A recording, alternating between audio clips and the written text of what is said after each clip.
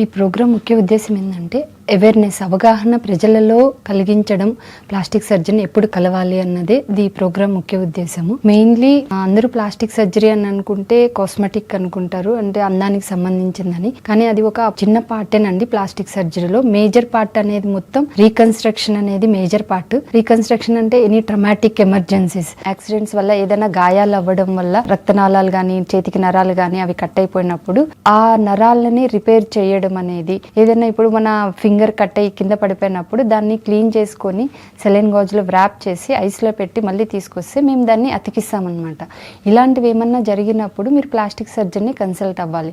Next burns, thermal burns, electric burns కానీ chemical burns కానీ, లేకపోతే కాలడం వల్ల వచ్చే డిఫార్మిటీస్ అంటే కంట్రాక్చర్స్ అంటారు. బన్స్ కంట్రాక్చర్స్, వంకర్లు పోవడము, నెక్ అతుక్కోపోవడము, మెడ భాగము ఎత్తలేకపోవడం, ఇలాంటివి ఏమన్నా వచ్చినప్పుడు మీరు ప్లాస్టిక్ సర్జరీని కన్సల్ట్ అవ్వాలి. పుట్టుకతో వచ్చే లోపాలు, గ్రహణ మొలరి, గ్రహణ శూల, చేతి వేళ్ళు అతుక్కోపోవడం, ఇలాంటివి వచ్చినప్పుడు కూడా you have to consult right surgeon is plastic surgery. కాస్మెటిక్లో మనము hair transplant, rhinoplasty, blepharoplasty, face lift, next gynaecomastia అంటే మగవారిలో రొమ్ము భాగం పెరిగిన దాన్ని గైనకోమాస్టియా అంటాము. దానికి లైపోసక్షన్ చేయడము. లేడీస్లో ఆఫ్టర్ డెలివరీ తర్వాత వాళ్ళకి పొట్ట కొంచెం కనిపిస్తా ఎత్తుగా వస్తుంది, శారీ కట్టుకున్నప్పుడు they will feel discomfort. So అలాంటి వాళ్ళకి మేము టమ్మీ టక్ చేస్తాం. దే విల్ అంటే బిఫోర్ మ్యారేజ్ ఎలా ఉన్నారో అలా ఫ్లాట్గా చేయడం అనమాట.